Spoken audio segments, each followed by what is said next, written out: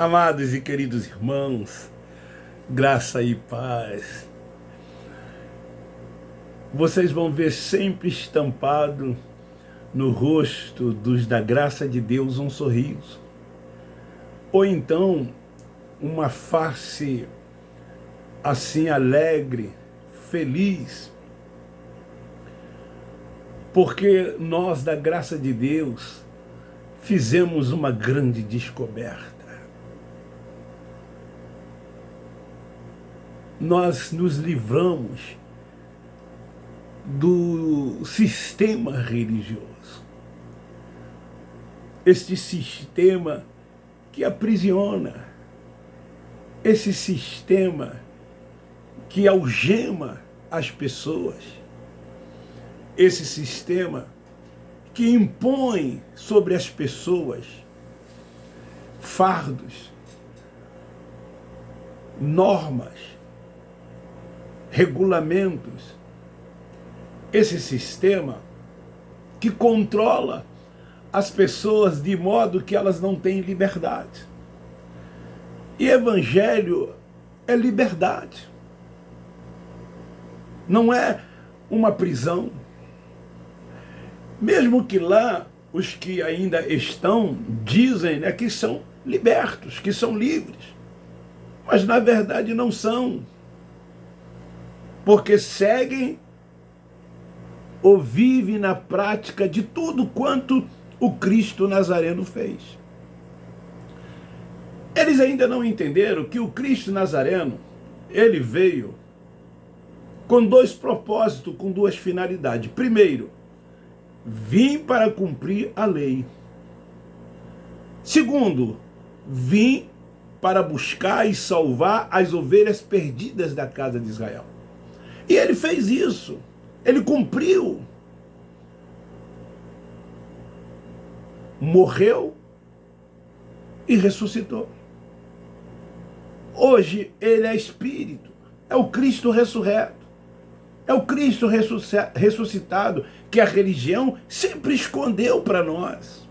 Falava-se até em Cristo ressuscitado. Existem louvores, como aquele, sempre que eu leio a história de Cristo.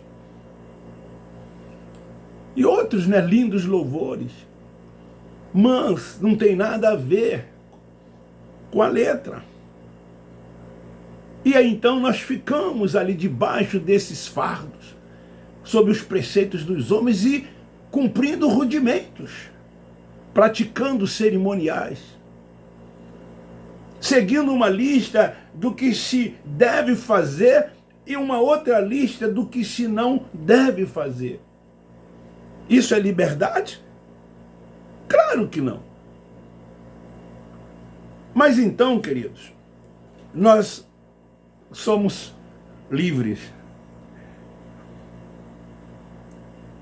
O Evangelho da graça de Deus, ele traz essa liberdade. Eu quero ler no livro histórico de Mateus, capítulo 18, um versículo 20, que é muito citado pelos religiosos, que diz assim: pois onde estiverem 2 ou 3 reunidos em meu nome, ali eu estou, eu no meio deles. O tema é: você sabe o que quer dizer isto?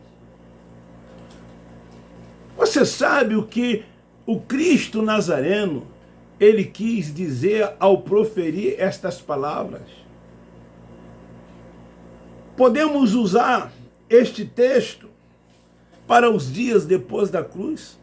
É uma pergunta que nós do Evangelho da Graça de Deus fazemos, os que ainda se encontram dentro do sistema religioso. Podemos usar esse texto para os dias depois da cruz? O Nazareno proferiu essas palavras para os nossos dias? Para mim, para você? Para as gerações que se passaram, para as gerações que existem e para as gerações que vieram?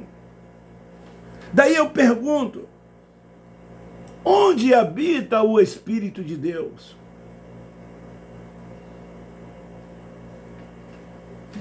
Ele habita nos templos chamados de igreja. É lá que o Espírito de Deus habita. Para refrescar a memória dos religiosos, Atos 7,48 diz que o Altíssimo não habita em templo feito pelas mãos dos homens. Seja um templo construído, seja um templo alugado, enfim, que eles colocam uma placa e dão o nome de uma denominação, e lá eles se reúnem e fazem reuniões, eles chamam esses lugares de igreja. Eu pergunto, é ali que o Espírito de Deus habita? Nós, da graça de Deus, te perguntamos, quem é a igreja? Ela é física ou é espiritual? Se a igreja ela é espiritual, como chamar esses lugares de igreja? Eles estão equivocados, mas não admitem. Continuam insistindo. É comum você ver um religioso dizer assim, eu vou à igreja, eu estou indo para a igreja, eu vou à igreja para buscar a Deus, eu vou à igreja para adorar.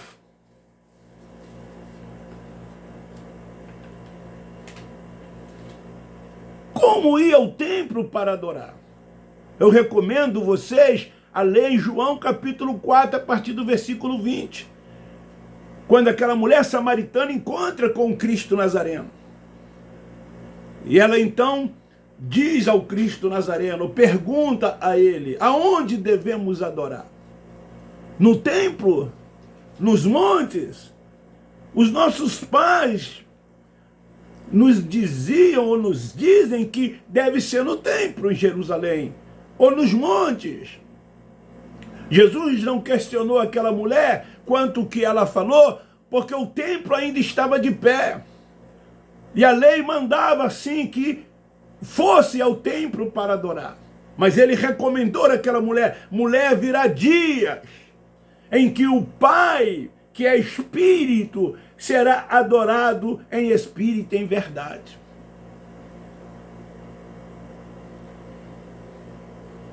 Como chamar as pessoas para ir ao templo, para adorar? Como já disse, igreja é cada espírito de um eleito. Se você é um eleito, se você é um predestinado, você é um espírito que é a igreja. Então, cada espírito é uma igreja. Assim, sendo esse texto que eu li de Mateus capítulo 18, versículo 20, não pode fazer parte do entendimento de quem tem a mente ativada. Não pode fazer parte de quem tem a mente do Cristo ressuscitado, que é Espírito, que é Deus. Porque Ele é Deus.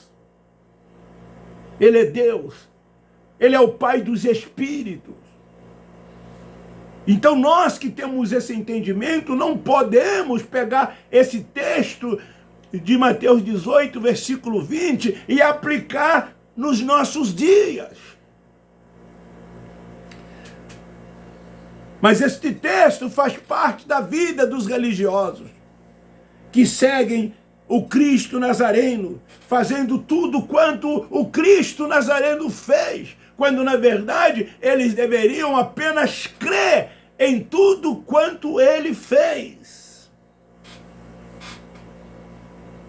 Eles aguardam a sua volta, eles esperam o juízo de Deus. Eles não entendem que Jesus de Nazaré era um véu. Eles não sabem o que é isso. Um corpo que revestiu o Espírito de Deus que estava lá dentro. Eles não entendem isso, que o Cristo Nazareno era isso que eu acabei de dizer. que esse Cristo Nazareno veio para cumprir a lei e buscar e salvar as ovelhas perdidas da casa de Israel. E aí eles ficam nos dias de hoje dizendo para as pessoas: temos que ir para o templo, porque aonde estiver 2 ou 3 reunidos em meu nome, lá eu estarei. E quando uma pessoa estiver sozinho, se é tão somente quando estiver 2 ou 3, quando essa pessoa estiver sozinho, o Espírito não está com ela. Porque eles se prendem a esse texto, que Jesus de Nazaré disse nos seus dias. Como muitas outras coisas, essas orações que são feitas por eles em nome de Jesus. Eles encerram uma oração dizendo: por isso eu te peço em nome de Jesus. Se nos dias do Cristo Nazareno era assim mesmo que tinha que se fazer, porque ele, como humano que era, ele não podia contrariar a lei da física e ocupar diversos espaços ao mesmo tempo. E então ele ensinava dizendo: peça ao Pai em meu nome e ele vô-lo conceda. Faça isso em meu nome. Só que ele cumpriu o seu ministério, ele morreu. E antes de morrer, ele disse: tudo está consumado. Mas eles ainda vivem, nos dias de hoje, nessas práticas da lei, da velha aliança. Vivem debaixo de maldição, cumprindo tudo quanto os judeus que tinham que cumprir não conseguiram cumprir. Tropeçavam, mas foi preciso que o Verbo se fizesse carne e viesse e habitasse entre eles quem? O povo de Deus, o povo de Israel. E ele veio e habitou entre eles. Cumpriu toda a lei, não tropeçou em nenhuma parte da lei. Ele fez a observância da lei. E ainda hoje ficam essas pessoas aprisionando a outras pessoas e colocando essas pessoas que são incautas, sem entendimento, debaixo de fardos pesados, sendo controladas por eles que se dizem que são autoridades espirituais. Esse Cristo que morreu, ele ressuscitou, foi assunto ao céu. Aquele corpo dele se desfez e voltou para o céu em espírito. Quando ele veio, ele recebeu esse corpo e o espírito ficou revestido por essa carne. Mas quando ele morre, ele ressuscita e volta para os céus em espírito. Então, quando se diz isso em Mateus capítulo 18, versículo 20, foi para um tempo. Eu recomendo vocês lerem Mateus capítulo 28, o versículo 19 e 20. O batismo de imposição de mãos, não em água, era feito para os que abandonaram a lei, para que se livrassem do juízo que viria sobre eles. E o Cristo ressuscitado estaria com eles em espírito no meio deles. Fim dos tempos que já veio, fins do tempo que já aconteceu. Que esse fim dos tempos é rejeitado pelos religiosos, porque eles ainda aguardam esse fim do tempo. E todas as vezes que acontece algo que assombra o mundo, que assombra as pessoas, eles atribuem esse tempo como fim dos tempos. E diz: ó, Jesus está voltando. Se conserta, irmão. Confessa seus pecados. Ore, jejum. Busque ao Pai. porque estamos vivendo o fim dos tempos. Esta tem sido a mensagem desses que são religiosos. Eles desprezam o sangue derramado. O sangue que Jesus derramou na cruz, profanando, acreditando numa porção de coisas que são praticadas por meio da carne. E todas essas porções de coisas que eles praticam dentro desses lugares por meio da carne, eles atribuem ao mundo espiritual. Desculpa aí um bicho aqui, eu não sei o que foi, estava me incomodando. Em Mateus, capítulo 24, versículo 1 e 3 diz assim: saindo do templo,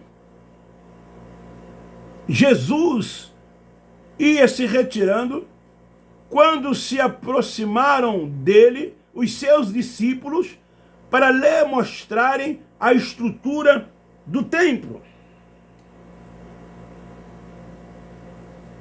Ele, porém, lhes perguntou: não vedes tudo isto?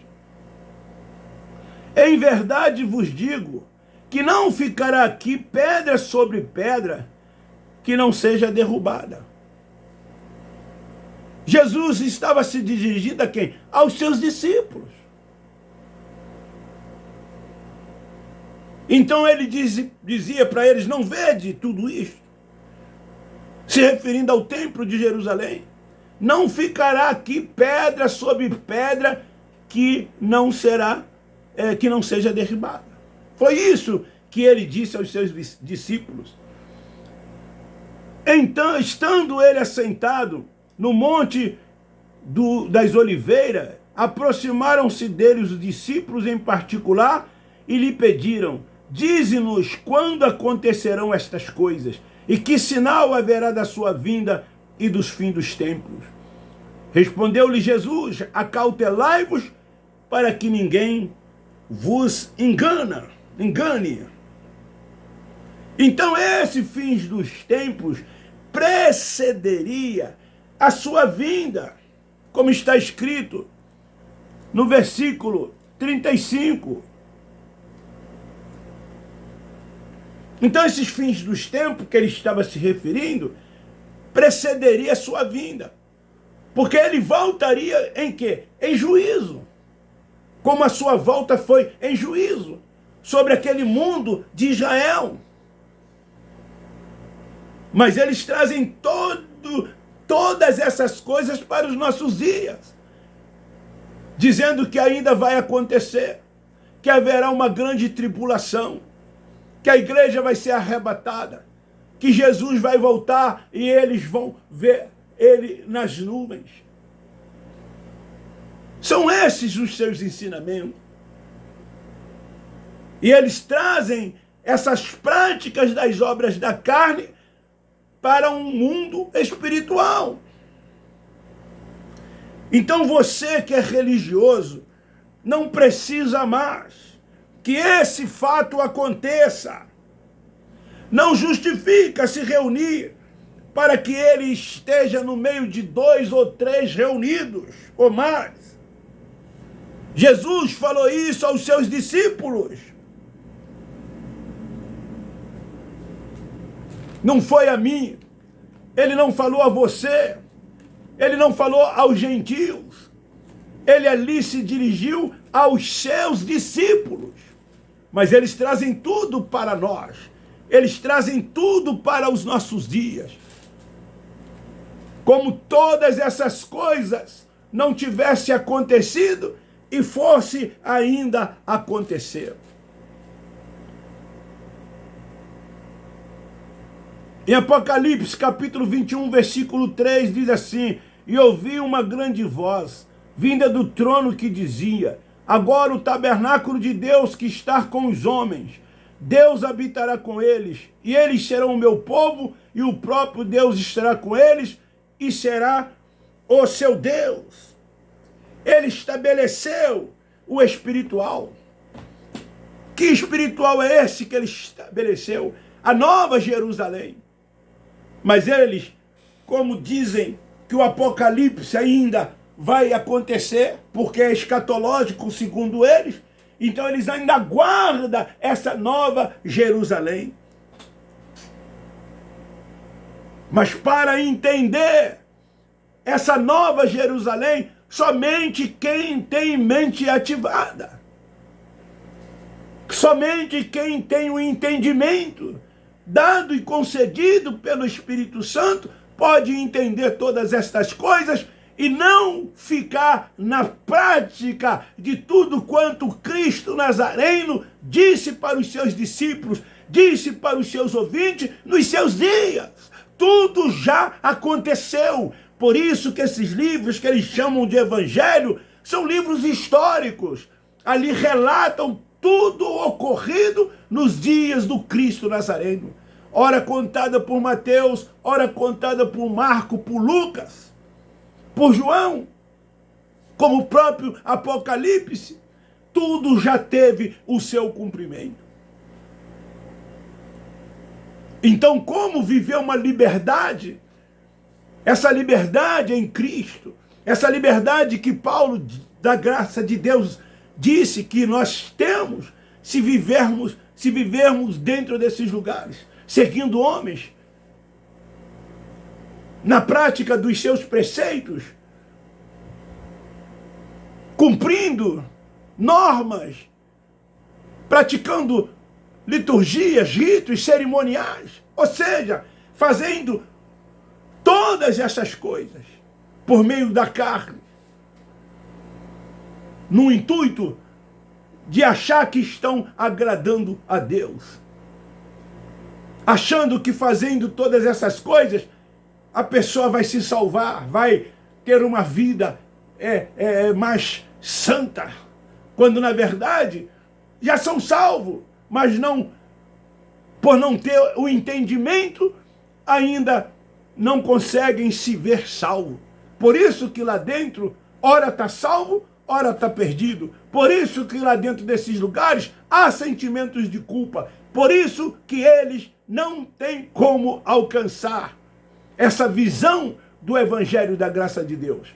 Fica aí esta palavra para os religiosos evangélicos e para outros religiosos que se prendem a esse texto de Mateus 18, 20 e outros textos e vive aí tentando praticar, tentando fazer essas coisas como se todas essas coisas fossem necessárias para os dias depois da cruz. Cristo ressuscitado, ele vive para sempre, é Pai dos Espíritos, habita no nosso espírito. E com isto, nós reinamos em vida, triunfamos em graça, crescemos no conhecimento e entendemos a sua perfeita, boa e agradável vontade. Um beijo no seu coração, um forte abraço. Divulgue e compartilhe, semeie esta palavra. Alimento sólido. Alimento sólido.